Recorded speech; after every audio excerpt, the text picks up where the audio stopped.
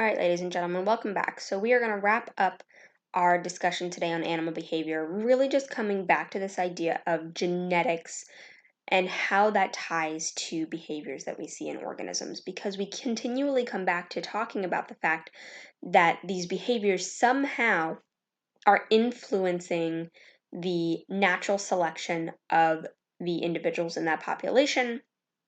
As a result, behaviors that are more predominantly beneficial seem to increase reproductive success and as a result become more common behavior in that population. And yet, when we look at animal behavior, it has to be tied to genetics if we're going to talk about its ability to be tied to natural selection. Because everything natural selection gets cycled back to the idea that I have to be able to pass on the genes to pass on the trait. So, when we're trying to tease out behavior, the real question becomes how much genetic basis is there versus those genes' interactions with the environment as well, because it's definitely tied to both nature and nurture here. Um, so we can kind of come at this idea in a handful of ways. If we look specifically at the genetic basis, where are the genes located? What are they located?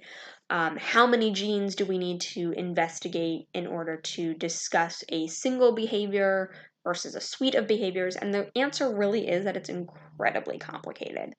Um, so we see all sorts of variations across all sorts of different species, and even in a single species, trying to nail down the genetic basis for a particular behavior becomes complicated because it can be a wide range of strategies, genetically speaking, happening even in a single species for the different behaviors that they participate in. So we can talk about something like a master regulatory gene that seems to control many behaviors. We see this in going back to that fruit fly courtship ritual that we talked about, um, where it's a single gene controlling multiple behaviors that ultimately develop into that ritual that we see. The flip side, we can also see multiple independent genes that contribute to a single behavior, so the reverse of that.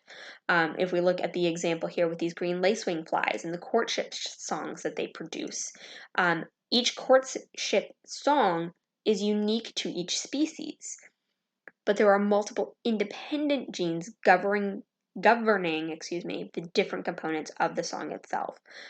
So the pitch, the frequency, all sorts of things there that are going on, and it's multiple genes controlling those different pieces. It can be differences at a single location. So locus is the term for a location in your genome as to where that trait is located. Hopefully that makes sense. So where on your chromosome, on what chromosome. If we see something like these voles, a single gene locus, so a difference at that particular location, so saying you have the dominant versus the recessive trait, can sometimes have huge effects on behaviors. The voles are an example. If we look at males who pair bond with their mates, we see meadow males that don't. The prairie voles do. And so we look at, why? They look very similar. It's just a matter of sort of where they're located and where they're reproducing. And what they've discovered is that it's a level of a certain receptor for a neurotransmitter that ultimately is associated with the pattern development, and the production of those receptors is genetically controlled. When we see all sorts of variations within a species corresponding to environmental variations, it may not necessarily be something specific going on currently, but it definitely provides us evidence for past evolution. So your textbook talks about two examples here. One, the garter snakes that seem to vary by population. So coastal populations eat mostly these banana slugs, but the further inland we go, the more rare it becomes for those inland populations to do that. So the genetic difference clearly is connected to their genetics, their difference in their diet. but the populations differ in their ability to detect and respond to certain odors. So it's once again tied back to receptors in their cells, their olfactory cells. And so that is also genetically controlled. These black caps and their migratory patterns are also kind of interesting. So most of these black cap birds, which is the one you see here in the diagram, will breed in Germany and winter in Africa, but there's another subset of the population, or the species, I should say, that seem to winter in Britain. And so they stuck these guys into these cones, prevented them from being able to see any sort of external stimuli that might be driving why they were going to one location versus the other to migrate. Um, and what they did then is looked at the scratch marks that got produced. What orientation were they in?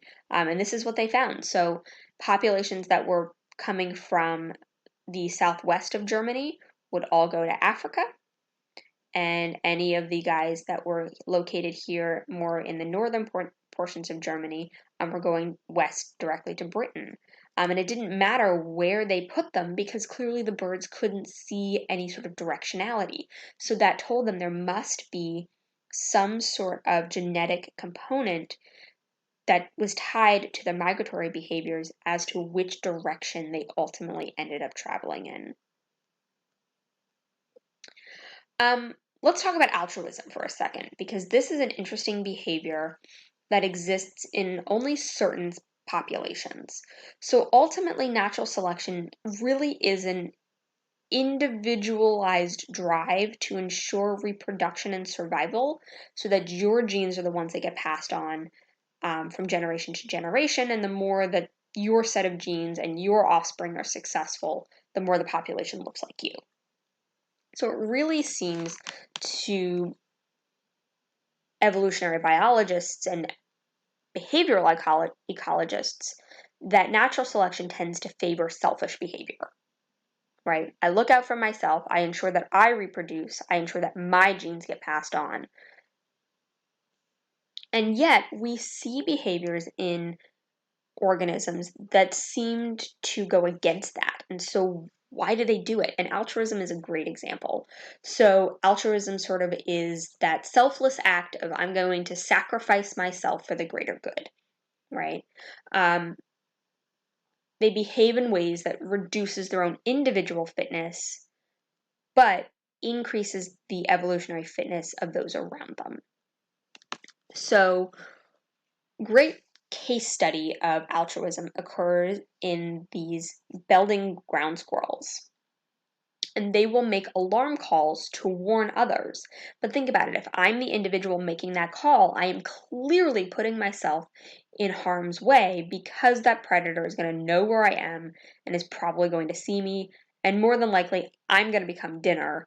But my alarm calls have hopefully increased the success of those around me from getting away.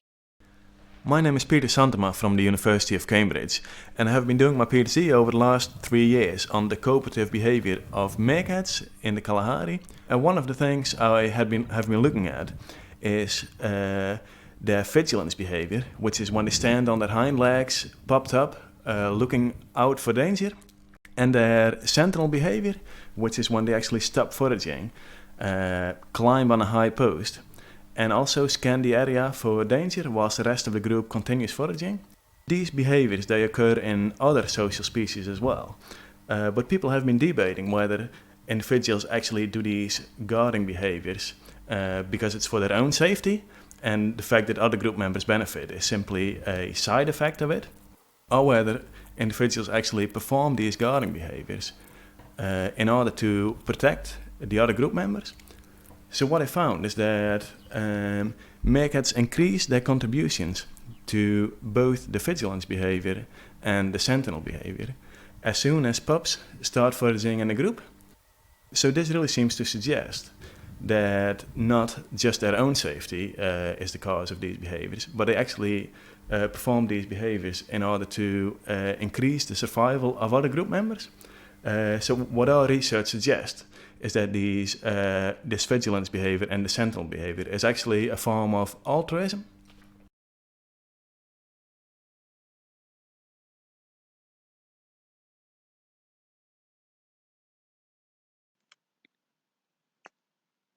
So, how do we explain the behaviors in things like these ground squirrels, in these meerkats, any of these organisms that seem to exhibit altruism? And it seems to be explained by this complex process of natural selection, but not only taking into consideration your own genes, but those that are related to you. So, this idea of inclusive fitness.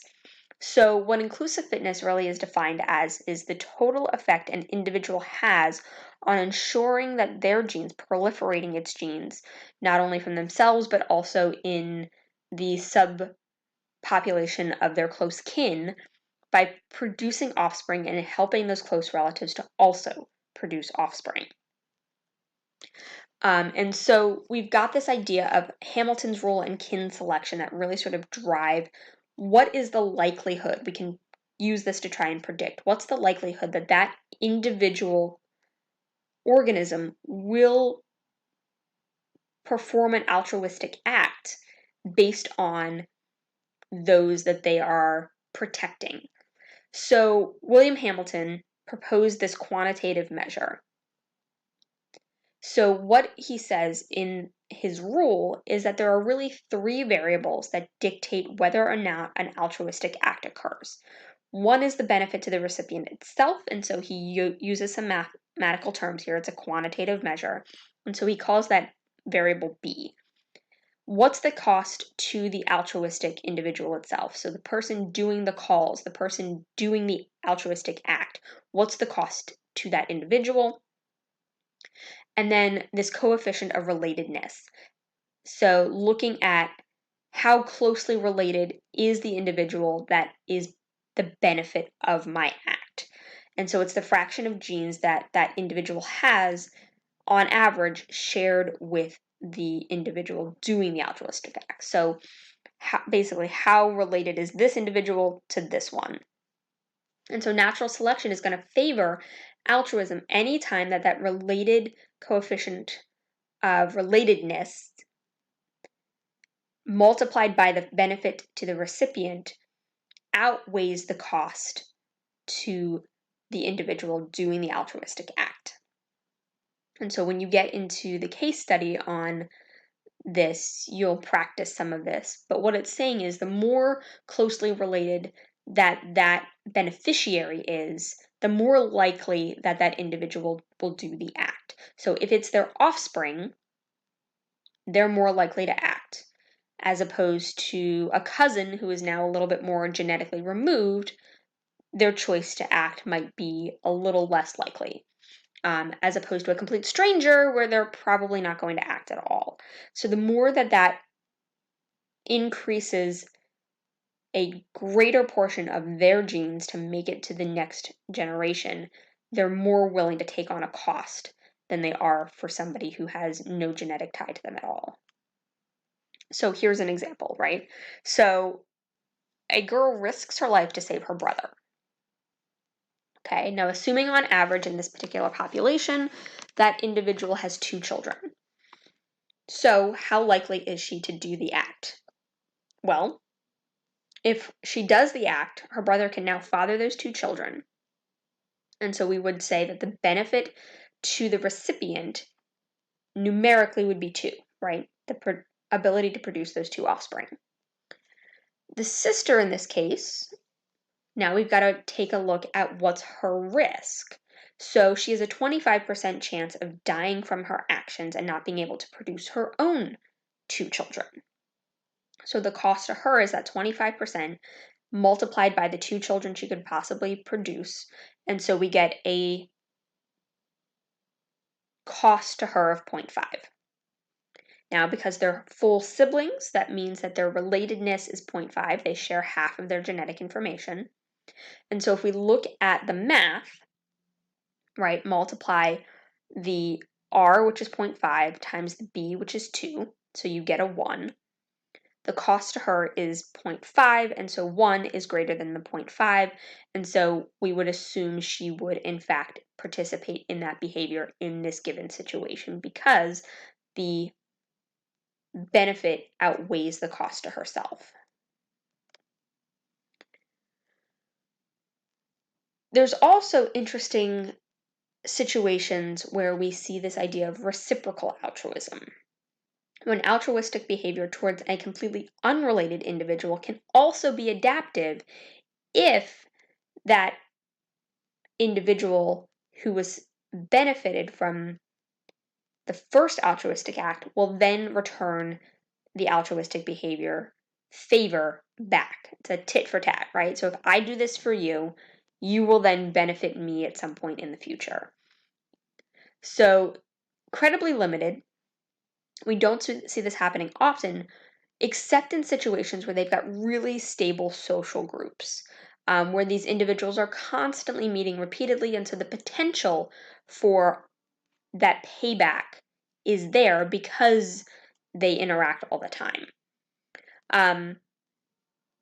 Strategy has some of the following rules, right? They are always cooperative on their first encounter, and they will always be cooperative unless their opponent cheats on them, right? So, sort of, so long as you continue to benefit me, I will continue to benefit you back.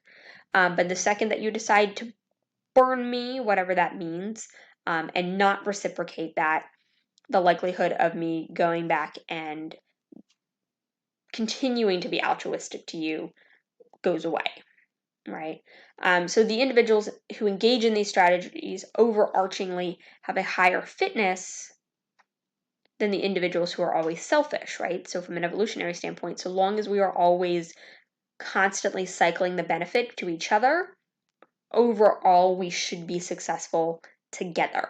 And so there's a benefit there to ensure that we are both reproducing, we are both passing on our genetic material, and so natural selection should clearly favor that, as opposed to being selfish. All right, I've taken the benefit, but now I'm not reciprocating that, which means you're not going to continue to reciprocate that benefit back to me. And so my fitness is going to go down because I chose to be selfish. So I no longer get that protection or that extra food or whatever the resource is that I'm getting out of that relationship. Behavior is action in response to a stimulus. My cat Cameo is now responding to both an external stimulus, the sound of a bag of treats, and an internal stimulus, her hunger, or at least her insatiable desire for treats.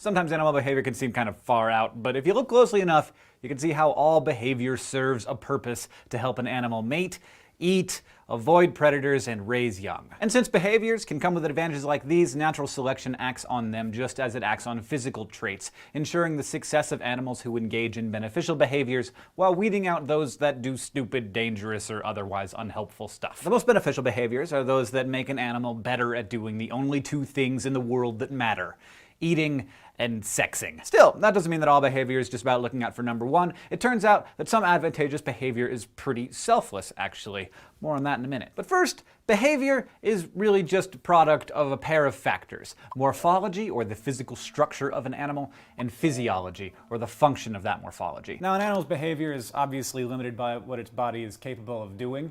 For example, Cameo does not have opposable thumbs, so much as she would like to get into the treat bag by herself. She cannot. This limitation is strictly hereditary. No cats can open treat bags with their thumbs, because no cats have opposable thumbs, though some cats do have thumbs. It's the same way that a penguin can't fly to escape a predator, or a gazelle can't, reach the same leaves as a giraffe can. Similarly, behavior is constrained by an animal's physiology. Like, Cameo is built for chasing down little critters and eating meat, not beds of lettuce. This is because of her physiology. Everything from her teeth to her digestive system are geared for eating meat, and if she pounced on and ate every blade of grass she came across, let's just say, I would not want to be in charge of that litter box. Now, the traits that make up an animal's morphology and physiology are often heritable, so we generally talk about selection acting on those traits. But as natural selection hones these traits, it's really selecting their associated behaviors. It's the use of the trait, using wings and feathers to escape predators or using a long neck to reach leaves, that provides the evolutionary advantage. Still, that doesn't mean that all behavior is coded in an animal's genes. Some behaviors are learned, and even for animals that learn how to do things, natural selection has favored brain structures that are capable of learning. So one way or another, most behaviors have some genetic underpinning, and we call those behaviors adaptive. Problem is, it's not always obvious what the evolutionary advantages are for some of the nutty things that animals do, like why does a snapping turtle always stick out its tongue? How does a tiny Siberian hamster find its mate miles across the unforgiving tundra? Why does a bowerbird collect piles of garbage? To answer questions like those, we have to figure out 1, what stimulus causes these behaviors, and 2, what functions the behaviors serve. To do this, I'm going to need the help of one of the first animal behavior scientists ever, or ethologists, Nico Tinbergen. Tinbergen developed a set of 4 questions aimed at understanding animal behavior. The questions focus on how a behavior occurs and why natural selection has favored this particular behavior. Determining how a behavior occurs actually involves 2 questions. 1, what stimulus causes it? And 2, what does the animal's body do in response to that stimulus? These are the causes that are closest to the specific behavior that we're looking at, so they're called the proximate causes. In the case of the male Siberian hamster, the stimulus is a delicious-smelling pheromone that the sexy female hamster releases when she's ready to mate. The male hamster's response, of course, is to scuttle surprisingly quickly over several miles if necessary to find and mate with her. So, the proximate cause of this behavior was that the girl hamster signaled that she was ready to knock boots, and the male ran like crazy to get to the boot knocking. Asking the more complex question of why natural selection has favored this behavior requires asking 2 more questions. 1, what about this behavior helps the animal survive and or reproduce? And 2, what is the evolutionary history of this behavior?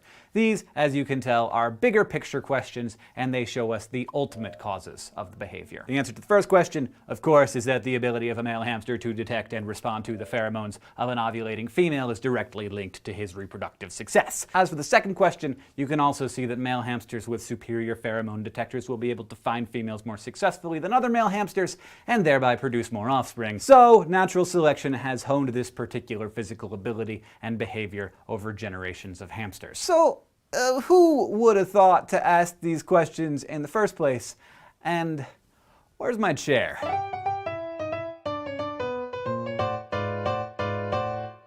Nico Tinbergen was 1/3 of a trifecta of revolutionary ethologists in the 20th century. Along with Austrians Karl von Frisch and Konrad Lorenz, he provided a foundation for studying animal behavior and applied these ideas to the study of specific behaviors, and for that, all 3 shared the Nobel Prize in 1973. You may have seen the famous photos of young greylag geese following obediently in line behind a man. That was Lorenz, and his experiments, first conducted in the 1930s, introduced the world to imprinting, the formation of social bonds in infant animals, and the behavior that includes both learned and innate components. When he observed newly hatched ducklings in geese, he discovered that waterfowl in particular had no innate recognition of their mothers. In the case of greylag geese, he found the imprinting stimulus to be any nearby object moving away from the young. So, when incubator hatch goslings spent their first hours with Lorenz, not only did they follow him, but they showed no recognition of their real mother or other adult in their species. Unfortunately, Lorenz was also a member of the Nazi Party from 1938 to 1943,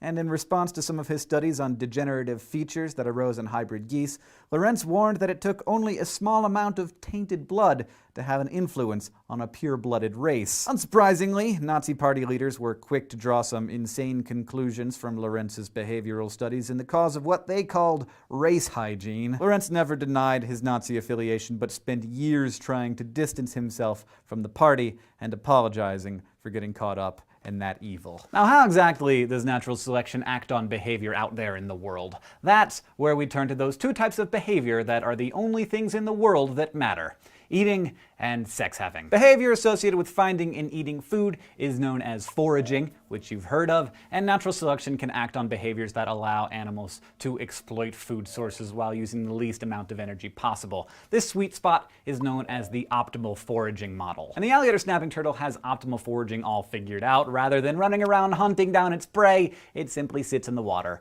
and food comes to him. See, the alligator snapping turtle has a long, pink tongue divided into 2 segments, making it look like like a tasty worm to a passing fish. In response to the stimulus of a passing fish, it sticks out its tongue and wiggles it. Natural selection has over many generations acted not only on turtles with pinker and more wiggly tongues to catch more fish, it's also acted on those that best know how and when to wiggle those tongues to get the most food. So it's selecting both the physical trait and the behavior that best exploits it. And what could be sexier than a turtle's wiggly tongue dance? Well, how about sex? As we saw with our friend the horny Siberian hamster, some behaviors and their associated physical features are adapted to allow an animal to reproduce more simply by being better at finding mates. But many times, animals of the same species live close together or in groups, and determining who in what group gets to mate creates some interesting behaviors and features. This is what sexual selection is all about. Often, males of a species will find and defend a desirable habitat to raise young in,